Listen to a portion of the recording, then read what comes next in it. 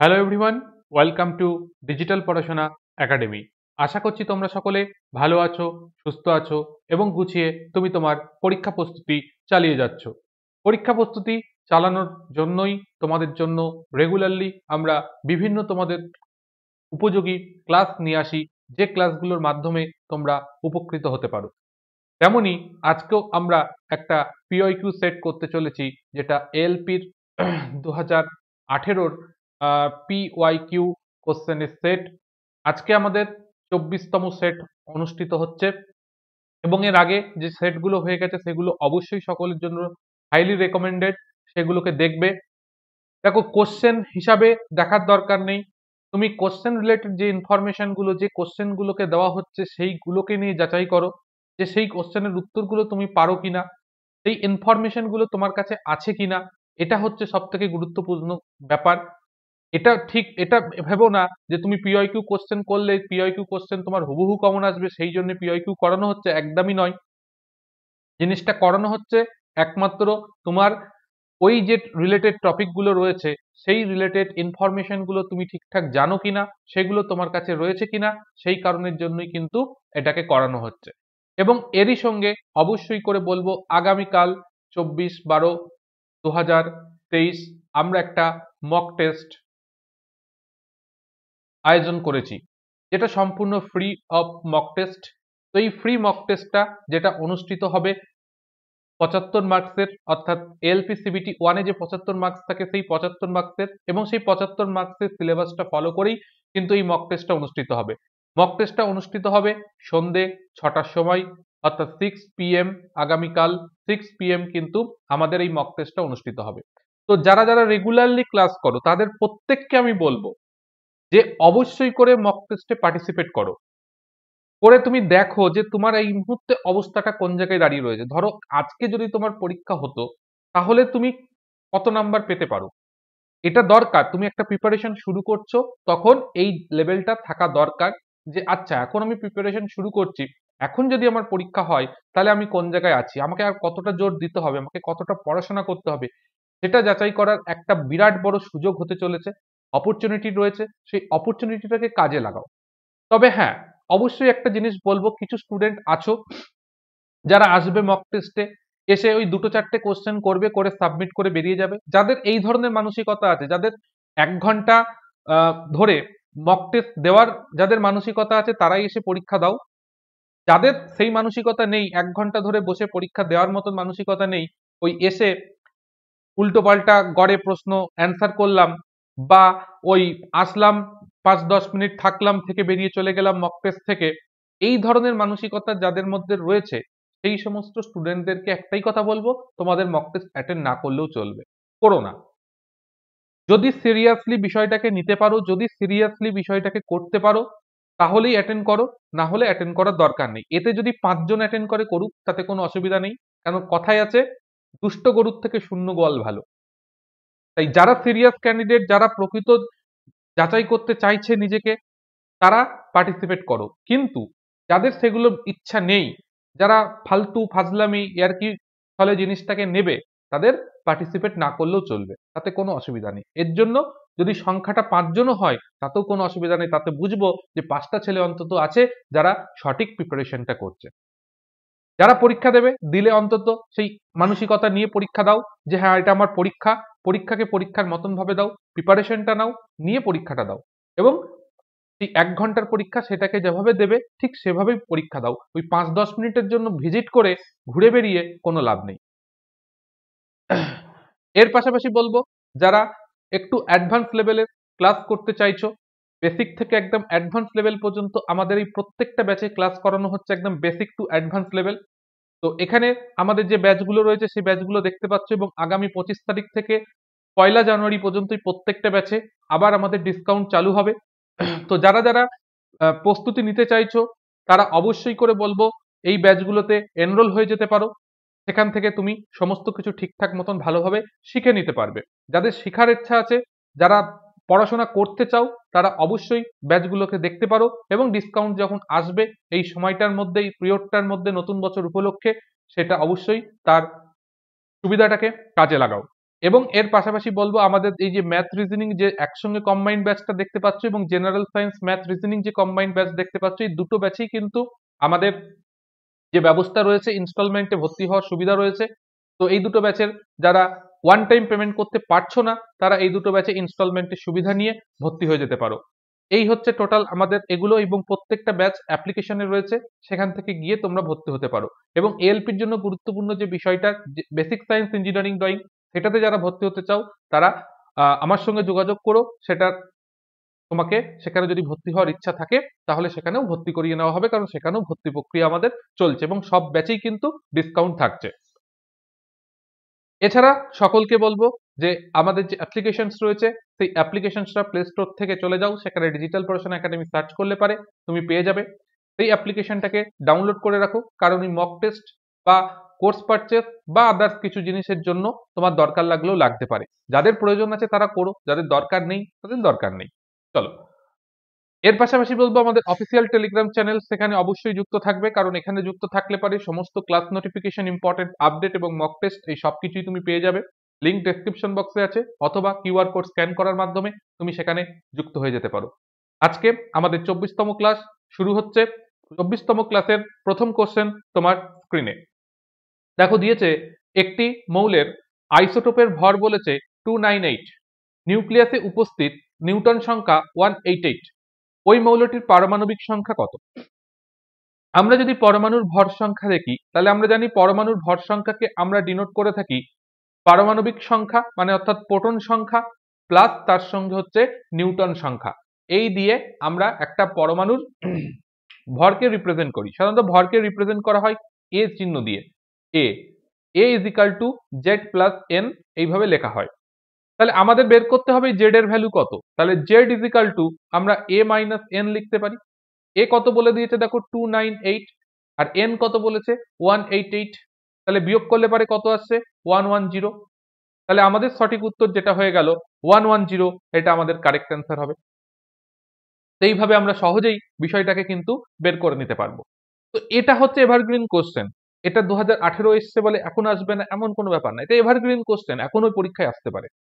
Value change করে দেবে, digit change করে দেবে, আরো অনেক কিছু এখান থেকে জিজ্ঞাসা করতে পারে। তোমাকে যদি বলতো এখানে কতগুলো ইলেকট্রন আছে এই মৌলটার মধ্যে বলো তো, তাহলে সেটার উত্তরও কিন্তু তুমি বের করতে পারবে।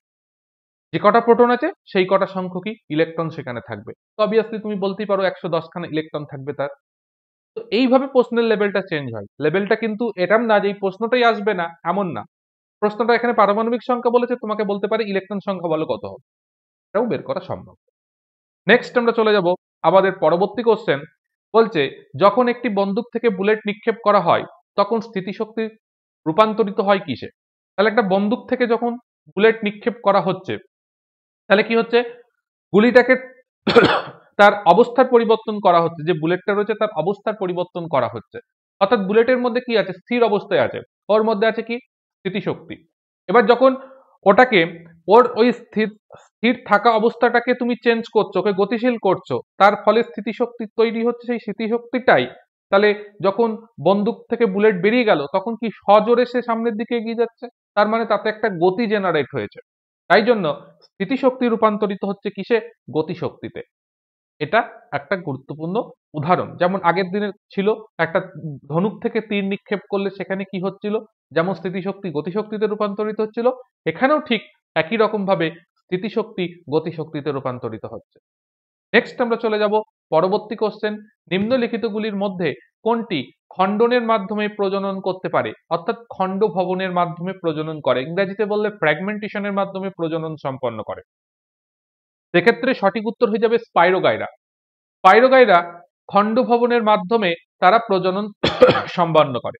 অর্থাৎ ওদের যে গঠন রয়েছে সেই গঠনটা কি হচ্ছে, খণ্ডিত হয়ে গেল, হয়ে গিয়ে এক একটা খণ্ড থেকে ওদের তৈরি হলো। মনে করো এরকম রয়েছে একটা জিনিস, তো এরা কি হলো এই মাঝখান থেকে এরকম ভাবে ভেঙে গেল, দুটো টুকরো হয়ে গেল। তাহলে এদিকে একটা টুকরো পড়ে রইলো, আবার এদিকে একটা তোমার টুকরো এভাবে পড়ে রইলো। এই টুকরোটা থেকে আবার একটা নতুন জীব তৈরি হয়ে যাবে, এটা থেকে আরেকটা নতুন স্পাইরোগাইরা তৈরি হয়ে যাবে। এটাকে বলা হয় খণ্ডীভবন প্রসেস। ঠিক আছে, এটা হচ্ছে একটা অযৌন জননের বিশেষ পার্ট। এই অযৌন জননের মধ্যে আরো একটা গুরুত্বপূর্ণ পার্ট আছে, সেটা হচ্ছে কি রিজেনারেশন। রিজেনারেশনের মাধ্যমে যারা প্রজনন সম্পন্ন করে তারা হচ্ছে প্ল্যানেরিয়া। এরা রিজেনারেশন পদ্ধতির মাধ্যমে সম্পন্ন করে। এবং এই ইস্ট এবং হাইড্রা এরা দুজনাই কোর্সিকার মাধ্যমে অর্থাৎ দেহের থেকে একটা অংশ গঠনের মাধ্যমে, মনে করো এটা হাইড্রা রয়েছে, ঠিক আছে, কোরক উৎপাদনের মাধ্যমে, কোর্সিকা নট কোরক, কোরক মানে কি, এদের গায়ের থেকে একটা এরকম অংশ তৈরি হয়। এই যে অংশটা তৈরি হলো, এই অংশটা কি হবে, কিছুদিন পর এখান থেকে কেটে পড়ে যাবে, গিয়ে মাটিতে পড়ে ওখান থেকেই আবার নতুন একটা হাইড্রা তৈরি হয়। ইস্টের ক্ষেত্রেও ঠিক একই রকম প্রসেস চলে, এরকম ইস্টের গায়ে এরকম ভাবে তৈরি হতে থাকে। এই অংশগুলোই পরে কি হয়, ভেঙে গিয়ে সেখান থেকে আবার নতুন ইস্ট তৈরি হয়। তো এগুলোকে বলা হয় কোরক উৎপাদনের মাধ্যমে এদের প্রজনন প্রক্রিয়াটা হয়, যেটাকে ইংরেজিতে বলা হয় ব্রুডিং। এই পদ্ধতিটার মাধ্যমে সম্পন্ন করে হাইড্রা এবং ইস্ট। নেক্সট আমরা চলে যাচ্ছি আমাদের পরবর্তীটা খুব ভালো কোশ্চেন দিয়েছে এবং এর মাধ্যমে আমি অনেক কটা জিনিস তোমাদের সামনে তুলে ধরবো। বলছে ক্লোরিন, ক্লোরিন, ব্রোমিন, আয়োডিন এই মৌলগুলো সাধারণত কি নামে পরিচিত? তোমার সামনে একটা পর্যায় সারণী তুলে ধরা হয়েছে। সেই পর্যায় সারণীতে তুমি দেখতে পাচ্ছ, দেখো এখানে দেখতে পাচ্ছ ফ্লোরিন, ক্লোরিন, ব্রোমিন, আয়োডিন, ঠিক আছে, এরা অবস্থান করছে। তো এই যে এরা অবস্থান করছে, কোথায় অবস্থান করছে? 17 নম্বর শ্রেণীতে অবস্থান করছে। তাহলে এই 17 নম্বর শ্রেণীটাকে কি বলা হয়?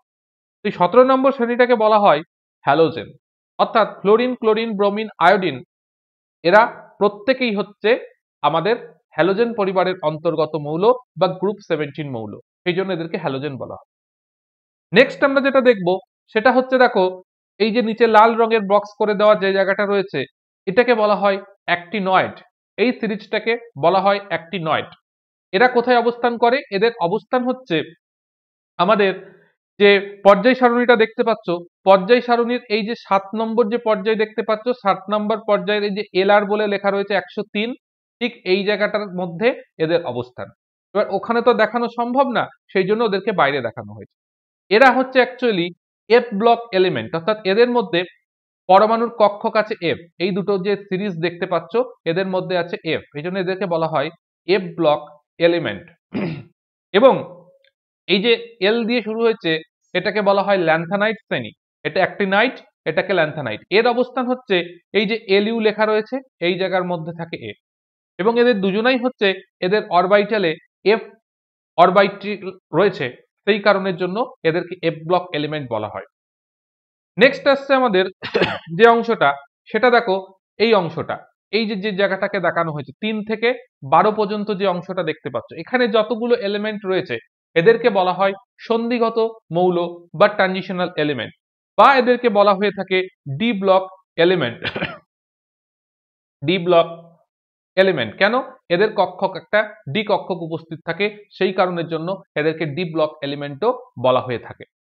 নেক্সট হচ্ছে দেখো এই অংশটা, এখানে দেখো এই সাদা হয়ে গেল 3টে, ক্যাডমিয়াম, ইরিডিয়াম আর লুটিসিয়াম, এই 3জন। আর এখানে দেখো এই পুরো ল্যান্থানাইট সিরিজটা দেখছো, সেই সিরিজটা, এই দুটোকে একত্রে বলা হয়ে থাকে রেয়ার আর্থ এলিমেন্ট, অর্থাৎ বিরল মৃত্তিকা মৌল। এখানে ধাতু বলেছে কারণ এটা প্রত্যেকেই ধাতু, সেই জন্য ধাতু বলুক আর মৌল বলুক পুরোটাই হচ্ছে এটা। এখানে মনে রাখবে এই বিরল মৃত্তিকা ধাতু এদের সংখ্যা কিন্তু 17টা, এদের সংখ্যা হচ্ছে 17টা হয়, ঠিক আছে। কেন? এখানে তোমার 14টা আছে, এই যে ল্যান্থানাইট সিরিজ দেখছো এখানে 14খানা এলিমেন্ট আছে, আর এখানে আছে 3জন, 14 আর 3 টোটাল হচ্ছে 17। এই হচ্ছে এখানকার থেকে গুরুত্বপূর্ণ ইনফরমেশন, যেগুলো কিন্তু মনে রাখতে হবে, কারণ এগুলো ঘুরিয়ে ফিরিয়ে কিন্তু প্রশ্ন করে। তো 540 গ্রাম গ্লুকোজে কত মোল গ্লুকোজের সঙ্গে সমান সেটা তোমার কাছে জানতে চেয়েছে। তাহলে আগে আমাদের ফর্মুলা ওয়েট বের করতে হবে। সেটা কি হচ্ছে? C6H12O6। তাহলে C6 মানে 6 × 12 প্লাস 1 × 12 প্লাস হচ্ছে এখানে 6 × 16। তাহলে এখান থেকে কত হচ্ছে? এখান থেকে হচ্ছে 72 প্লাস 12 প্লাস হচ্ছে 60 আর 36 96। টোটাল যোগ করলে কত আসছে? যোগ করলে আসছে 180। তাহলে 1 মোল গ্লুকোজ সমান সমান হচ্ছে 180 গ্রাম। তাহলে 540 গ্রাম গ্লুকোজ সমান কত হবে? 540 দিয়ে কে ভাগ করে দাও, তাহলে আসছে 3। তাহলে 3 মোল হবে আমাদের এক্ষেত্রে সঠিক উত্তর। অর্থাৎ 3 মোল গ্লুকোজ মানে হচ্ছে 540 গ্রাম গ্লুকোজকে রিপ্রেজেন্ট করে। নেক্সট আমরা চলে যাব পরবর্তী কোশ্চেন। বলছে নিচের কোন উৎসেচক অগ্নাশয় থেকে নিঃসৃত হয়? অগ্নাশয় মানে প্যানক্রিয়াস। তো প্যানক্রিয়াস থেকে নিঃসৃত উৎসেচক হচ্ছে ট্রিপসিন। সেখানে অ্যামাইলেজ, লাইপেজ অ্যান্ড ট্রিপসিন এই তিনটে উৎসেচক যারা অগ্নাশয় থেকে নিঃসৃত হয়। অগ্নাশয়কে মিশ্রগ্রন্থি বলা হয় কারণ উৎসেচক যেমন নিঃসৃত হয় একই সঙ্গে হরমোনও নিঃসৃত হয়। যেমন তুমি জানো ওখান থেকে অগ্নাশয় থেকে ইনসুলিন নিঃসৃত হয়, গ্লুকাগন নিঃসৃত হয়, এই জন্য অগ্নাশয়কে মিশ্রগ্রন্থি বলা হয়। আর মল্টেজ, ল্যাকটেজ, সুক্রেজ এই সমস্ত উৎসেচকগুলো এগুলো আন্তিক রস থেকে নিঃসৃত হয় বা আন্তিক রসের মধ্যে এই সমস্ত উৎসেচকগুলো থাকে। অবস্থানগুলো অবশ্যই জানতে হবে কোন উৎসেচক কোথা থেকে ক্ষরিত হয়। নেক্সট হচ্ছে প্রচলিত ধাতুগুলিকে তাদের ক্রমবর্ধমান রাসায়নিক সক্রিয়তা ক্রমে সজ্জিত করার পদ্ধতিকে কি বলে? অর্থাৎ ধাতু যারা রয়েছে তাদেরকে তাদের রাসায়নিক সক্রিয়তার ক্রম অনুসারে সাজালে পারে তাদেরকে কি বলা হয়? সেই শ্রেণীটাকে বলা হয় সক্রিয়তা শ্রেণী, অর্থাৎ মেটাল রিঅ্যাক্টিভ শ্রেণী, ধাতু সক্রিয়তা শ্রেণী বলা হয়। তাহলে এক্ষেত্রে আমাদের সঠিক উত্তর হবে সক্রিয়তা শ্রেণী। নেক্সট আমরা যাব পরবর্তী কোশ্চেন। নিউক্লিয় ঝিল্লি সহ সুসংগঠিত নিউক্লিয়াসে থাকা কোষগুলিকে ড্যাশ হিসাবে মনোনীত করা হয়। তাহলে নিউক্লিয় ঝিল্লি সহ সুসংগঠিত নিউক্লিয়াস যুক্ত যে কোষ তারা আধুনিক কোষ, যেটা হচ্ছে ইউক্যারিওটিক কোষ। তার মানে অপশন সি আমাদের ইউক্যারিওটিক কোষ হবে, কারণ আধুনিক কোষ তাদের মধ্যে নিউক্লিয়াস রয়েছে, সুসংগঠিত নিউক্লিয় ঝিল্লি রয়েছে অর্থাৎ পর্দাযুক্ত কোষ অঙ্গাণু রয়েছে, সেগুলো সবই হবে কি ইউক্যারিওটিক কোষ। প্রোক্যারিওটিক কোষের এই সমস্ত বৈশিষ্ট্য থাকে না। নেক্সট, নিচের কোনটি ভিনিগার তৈরিতে ব্যবহৃত হয়? তাহলে ভিনিগার তৈরিতে যেটা ব্যবহৃত হয় তার নাম হচ্ছে অ্যাসিটিক অ্যাসিড। তার কেমিক্যাল গঠন হচ্ছে CH3COOH হচ্ছে অ্যাসিটিক অ্যাসিড। এই ভিনিগার তৈরির জন্য এখানে 5 থেকে 8% অ্যাসিটিক অ্যাসিড নেওয়া হয় আর বাদবাকিটা নেওয়া হয় জল। তাহলে জল এবং 5 থেকে 8% অ্যাসিটিক অ্যাসিডের যে মিশ্রণ সেটাকেই আমরা বলে থাকি ভিনিগার। তো ভিনিগার কেমিক্যালি হচ্ছে অ্যাসিটিক অ্যাসিডকে রিপ্রেজেন্ট করে। মিথানোইক অ্যাসিড হচ্ছে সংকেত যদি বলা হয় তাহলে HCOOH হয় মিথানোইক অ্যাসিডের সংকেত, কারণ একটা কার্বন যুক্ত তাই জন্য ওটাকে মিথানোইক অ্যাসিড বলা হয়। তো এটা হয় HCOOH। এটা আছে মিথানল, তাহলে CH3OH হচ্ছে সংকেত হয়। এটা আছে ইথানল, এটা হচ্ছে CH3CH2OH, এটাকে বলা হয় ইথানল কারণ দুটো কার্বন, মিথানল মানে একটা কার্বন। এটা হচ্ছে ইথাইল অ্যালকোহল, এটাকে বলা হয়ে থাকে মিথাইল অ্যালকোহল। আর অ্যাসিটিক অ্যাসিডটা এটা হচ্ছে মিথানোইক অ্যাসিড, যেটাকে আমরা ফর্মিক অ্যাসিডও বলে থাকি। নেক্সট আমরা চলে যাচ্ছি আমাদের পরবর্তী কোশ্চেনে। পরবর্তী কোশ্চেন বলছে দেখো 10 নিউটন বল এবং 10 কেজি ভরের একটি বস্তুতে ক্রিয়াশীল বল বস্তুর অবাধে চলতে সক্ষম হয়। নিম্নলিখিত বিবৃতিগুলির মধ্যে কোনটি প্রযুক্ত হবে? তাহলে আমাদের F equal to A into M বা এম এ আমরা বলতে পারি। এখানে আমরা অ্যাক্সিলারেশন যদি বের করি তাহলে কি হবে? F by M equal to 1। তাহলে এখানে আমাদের কি বলছে? অপশন এ তে বলছে 1 কিলোমিটার পার আওয়ার গতিতে চলবে। 1 কিলোমিটার পার আওয়ার গতিতে চলবে, হতে পারে না, কারণ এটা যদি আসে মিটার পার সেকেন্ড স্কয়ার আসবে। নেক্সট বলছে বস্তুটি ত্বরণে চলবে, 10 মিটার পার সেকেন্ড স্কয়ার ত্বরণে চলবে, না এটা আসছে না, 1 মিটার আসছে। বস্তুটি 1 মিটার পার সেকেন্ড গতিতে চলবে, না চলবে না। তাহলে বস্তুটির ত্বরণ 1 মিটার পার সেকেন্ড স্কয়ার নিয়ে চলবে, একদম ঠিক, অপশন ডি আমাদের কারেক্ট অ্যান্সার। নেক্সট আমরা চলে যাচ্ছি পরেরটাই। বলছে নিম্নলিখিত বিবৃতিগুলির মধ্যে কোনটি বা কোনগুলি সঠিক বা বেঠিক সেটা বলতে হবে। বলছে মটর গাছটি মেন্ডেল কাজ করার জন্য নিয়েছিল, অর্থাৎ মেন্ডেল যে এক্সপেরিমেন্ট করেছিল সেই এক্সপেরিমেন্ট মটর গাছ নিয়ে করেছিল। হ্যাঁ, তাই করেছিল। ক্রোমোজোমকে জিনের বাহক বলা হয়, একদমই, ক্রোমোজোম কিন্তু জিনের বাহক, অর্থাৎ ক্রোমোজোমের ভিতর কিন্তু ডিএনএ থাকে, ডিএনএর ভিতর জিন থাকে, তো আমরা ক্রোমোজোমকে জিনের বাহক বলতেই পারি। মানুষের অগ্রভাগের অঙ্গ পাখির ডানার সঙ্গে সম্পূর্ণ সদিষ্পূর্ণ অঙ্গ, কথাটা ঠিক নয়। যদি বলতো মানুষের অগ্রপদ পাখির ডানার সঙ্গে সদিষ্পূর্ণ অঙ্গ, অর্থাৎ আমাদের হাত আর পাখির ডানা সদিষ্পূর্ণ অঙ্গ, তাহলে বিষয়টা ঠিক ছিল। কিন্তু মানুষের অগ্রভাগের অঙ্গ বলেছে, এই কথাটার মধ্যে জটিলতা। অগ্রভাগের অঙ্গ, অগ্রভাগের অঙ্গ বলতে আমাদের ওপর দিকের অঙ্গকে বলতে পারো। তো ওপর দিকের পুরো অঙ্গটা তো আর পাখির ডানার সঙ্গে সদিশ নয়, শুধুমাত্র আমাদের হাত আর পাখির ডানা সেম অঙ্গ।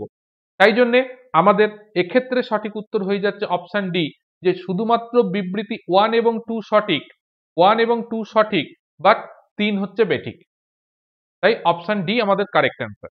নেক্সট আমরা চলে যাব পরবর্তী কোশ্চেন। বলছে একটা নোঙর করা নৌকা ঢেউয়ের দ্বারা ডুলছে।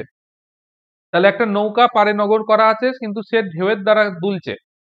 এবার যে তরঙ্গ রয়েছে সেই তরঙ্গের শীর্ষগুলি 125 মিটার দূরে অবস্থিত। দুটো শীর্ষ 125 মিটার দূরে অবস্থিত।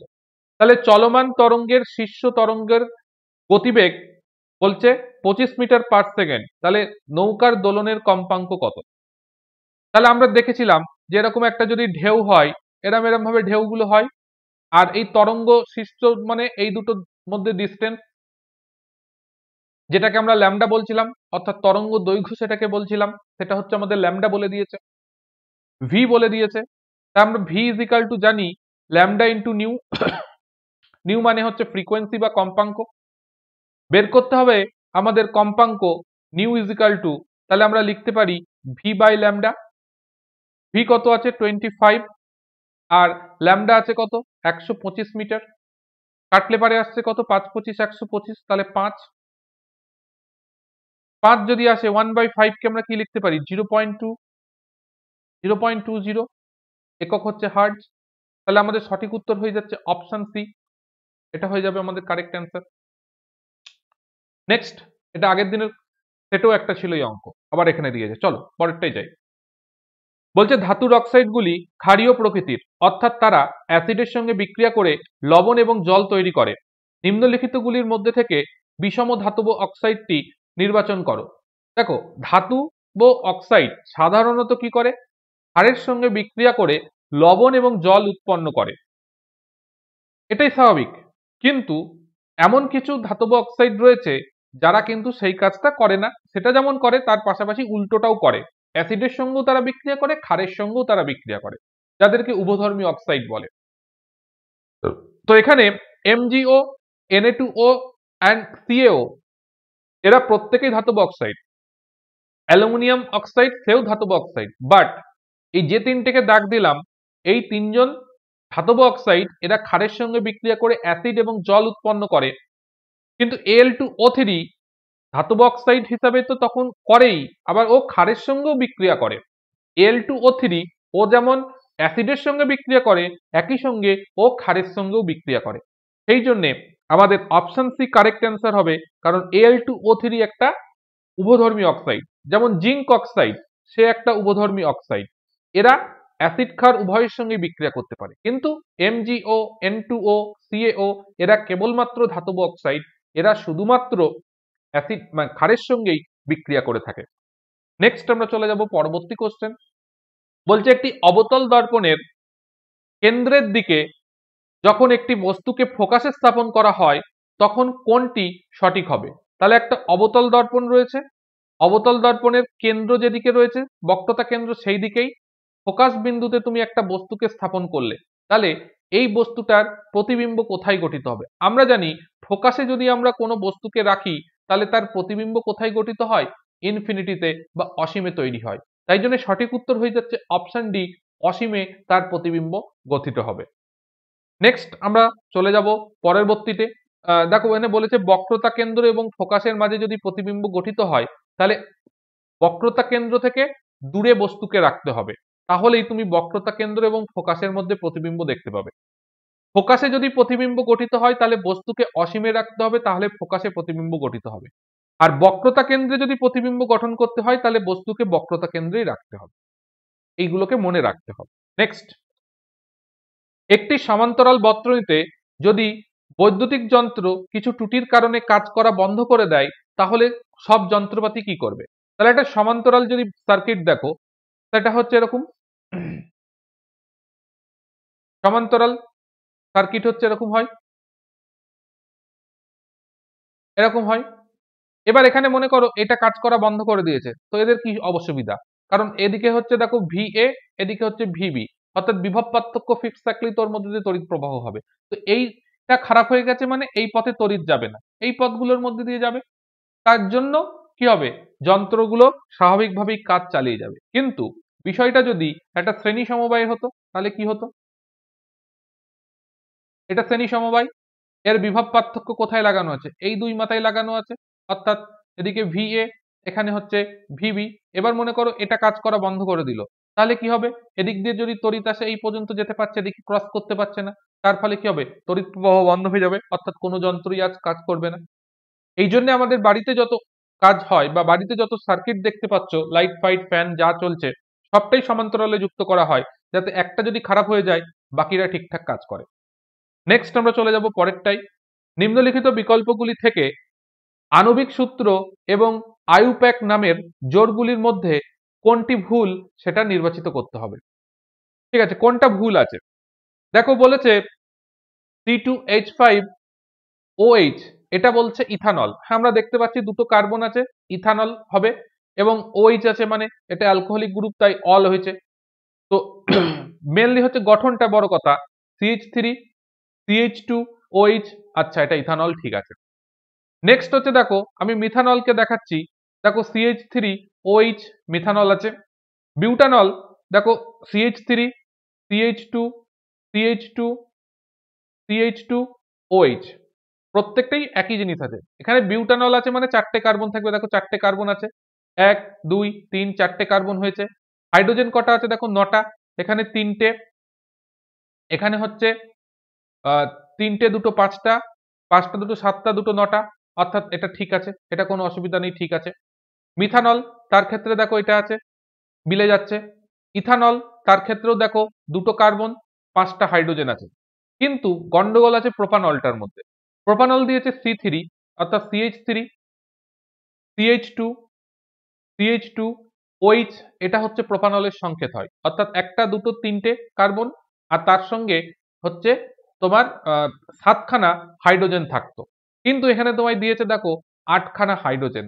তার মানে এই যে গঠন স্ট্রাকচারটা দিয়েছে এটা প্রোপানলের হতে পারে না, কারণ এখানে 8টা হাইড্রোজেন যুক্ত করার মতন জায়গা নেই, সেই কারণের জন্য এইটা ভুল আছে। তাই অপশন বি আমাদের ভুল, এটা হয়ে যাবে সঠিক অ্যান্সার। নেক্সট, মিওসিস কোষ বিভাজন সম্পর্কে নিচের কোন বিবৃতিটি সঠিক নয়? দেখো মিওসিস কোষ বিভাজন সেটা কিসের সঙ্গে যুক্ত? মিওসিসকে হ্রাস বিভাজন বলা হয়, সাধারণত গ্যামেট কোষের মধ্যে এগুলো হয়ে থাকে। তো গ্যামেট উৎপাদনের জন্য জনন কোষের মিওসিস ঘটে, একদম সঠিক কথা বলেছে, কোনো ভুল নেই। নেক্সট বলছে মিওসিস দুটি পর্যায় সম্পন্ন হয়, একদম এটা দুটো পর্যায় আছে, সেই দুটো পর্যায় সম্পন্ন হয়। মিওসিসের সময় জনিত্রী কোষের জিন মিলিত হয়ে অপত্য কোষ উৎপন্ন হয়, একদম ঠিক কথা বলছে, এবং এটাকে হ্রাস বিভাজনও বলা হয়। আমাদের বলতে হবে কোন বক্তব্যটি সঠিক নয়। বলছে মিওসিস কোষ বিভাজনের ফলে অপত্য কোষের সংখ্যা ক্রোমোজোমের সংখ্যা দ্বিগুণ হয়ে যায়, মোটেই না। মিওসিস বিভাজনকে হ্রাস বিভাজন বলে, অর্ধেক হয়ে যায়, অর্থাৎ জনিত্রী কোষের যতগুলো সেল ছিল, ক্রোমোজোম ছিল বলতে পারো, সেটার সংখ্যা অর্ধেক হয়ে যায়, তাহলে দ্বিগুণ হয়ে যায়, জিনিসটা ভুল। তাই জন্য আমাদের সঠিক উত্তর এটা, কারণ এটা ভুল কোনটা সেটাকে আমাদের আইডেন্টিফাই করতে বলেছে। নেক্সট আমরা চলে যাব পরবর্তী কোশ্চেন। বলছে 60 গ্রাম হিলিয়ামে ড্যাশ মোল হিলিয়াম থাকবে। একটা হিলিয়াম তার অ্যাটমিক মাস কত? 4 হয়, 4 হয়। তাহলে হিলিয়াম যদি আমরা 4 ধরি, তাহলে 1 মোল হিলিয়াম সেটা ইজ ইকাল টু কত? 4 হবে, 4 গ্রাম হিলিয়াম। তাহলে তোমার 60 গ্রাম হিলিয়াম সেটা কি হবে? 60/4, তাহলে 4 15 60, অর্থাৎ 15 মোলের সঙ্গে সেটা কি হবে? সমান হবে। তাই অপশন বি আমাদের কারেক্ট অ্যান্সার হয়ে যাচ্ছে। বেকিং সোডা কি বেকিং পাউডারের থেকে রাসায়নিকভাবে আলাদা? উত্তর হবে হ্যাঁ, বেকিং সোডা বেকিং পাউডারের থেকে রাসায়নিকভাবে আলাদা, অর্থাৎ আমরা অপশন এটাকে বলতে পারি হ্যাঁ, বেকিং সোডা। বেকিং সোডা হচ্ছে সোডিয়াম বাইকার্বনেট, NaHCO3, এটা হচ্ছে আমাদের বেকিং সোডা। এই বেকিং সোডার মধ্যেই যখন টার্টারিক অ্যাসিড যুক্ত করে দেওয়া হয় তখন সেটা হয়ে যায় বেকিং পাউডার। তাহলে বেকিং পাউডার মানে সোডিয়াম বাইকার্বনেট প্লাস টার্টারিক অ্যাসিডের মিশ্রণ, সেটাকে বেকিং পাউডার বলা হয়। আর বেকিং সোডা যখন বলবো তখন NaHCO3। তাই জন্যে দুটো রাসায়নিকভাবে অবশ্যই আলাদা জিনিস, সেটা এখানে বলা হয়েছে। নেক্সট আমরা যাব পরবর্তী কোশ্চেন। বলছে ওপরের দিকে ছোড়া কোন বস্তুর প্রাথমিক বেগ 14 মিটার পার সেকেন্ড হলে বস্তুটি সর্বোচ্চ উচ্চতায় পৌঁছতে কত সময় লাগবে? তো এক্ষেত্রে আমরা যে সূত্র ইউজ করব সেটা হচ্ছে v is equal to U plus GT. এটা হয়তো আমাদের নর্মাল সূত্র, কোনো অসুবিধা নেই, এটা লিখলাম। এবার বস্তু যখন সর্বোচ্চ উচ্চতায় পৌঁছয় তখন তার বেগ হয়ে যায় 0। প্রাথমিক বেগ বলে দিয়েছে 14। এখানে জি এর ভ্যালু কত নেব?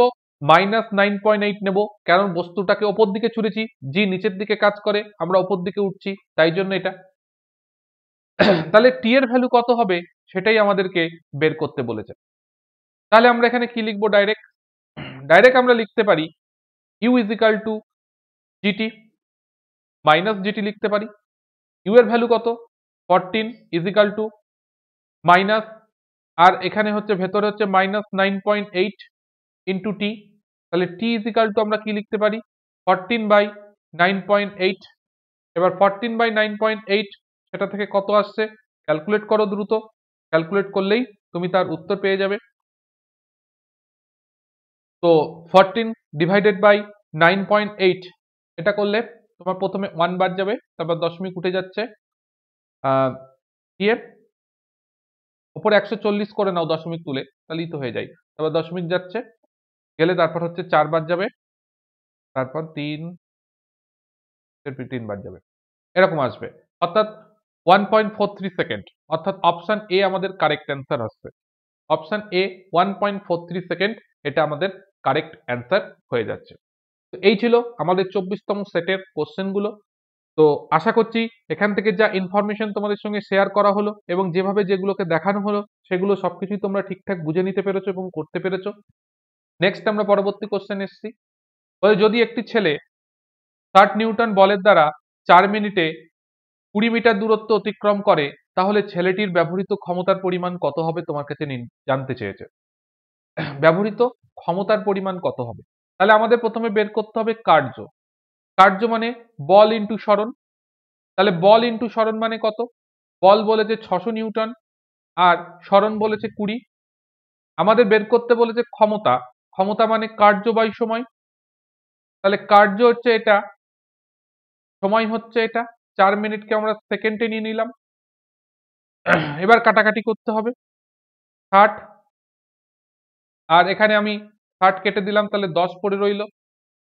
ওপরে হচ্ছে দেখো, এটাকে যদি আমি কাটি তাহলে এখানে একটা 2 আসছে, ওপরে আসছে 100, তাহলে 50 ওয়াট আসছে আমাদের সঠিক উত্তর। তাহলে অপশন সি 50 ওয়াট আমাদের কারেক্ট অ্যান্সার হবে। এই সেটে আমাদের টোটাল 21টা কোশ্চেন ছিল। তো সেই সঙ্গে আমাদের 24তম সেটের কাজ কমপ্লিট হলো। আশা করছি যে কোশ্চেনগুলো ছিল এবং সেইগুলো সলভ করার টেকনিক এবং সেই রিলেটেড ইনফরমেশন যেগুলো তোমাদের সঙ্গে শেয়ার করা হয়েছে সবকিছু ঠিকঠাক ভালোভাবে বুঝে নিতে পেরেছো এবং সেইগুলোকে তোমরা আগামী দিনে তোমাদের যখন এক্সাম আসবে তখন সেগুলোকে সঠিকভাবে অ্যাপ্লাই করতে পারবে, এইটুকুই আশা রাখতে পারি। এর পাশাপাশি আমাদের বেসিক সায়েন্স ইঞ্জিনিয়ারিং ড্রয়িং এর ব্যাচে আগামী সোমবার থেকে 1 জানুয়ারি পর্যন্ত অফার চলবে। যাদের প্রয়োজন আছে তারা ভর্তি হয়ে যেতে পারো, কোনো অসুবিধা নেই। সেই সঙ্গে বলবো আজকের মতন ক্লাস এখানেই শেষ হচ্ছে। দেখা হবে নেক্সট ক্লাসে, আগামী দিনের ক্লাসে। তার আগে আগামীকাল যে এক্সাম রয়েছে সেখানে অবশ্যই সকলে পার্টিসিপেট করো। নেক্সট আগামী ক্লাসে হওয়ার আগে পর্যন্ত সকলে ভালো থেকো, সুস্থ থেকো এবং অবশ্যই গুছিয়ে নিজের প্রস্তুতিটাকে চালিয়ে যেতে থাকো। সকলকে গুড বাই।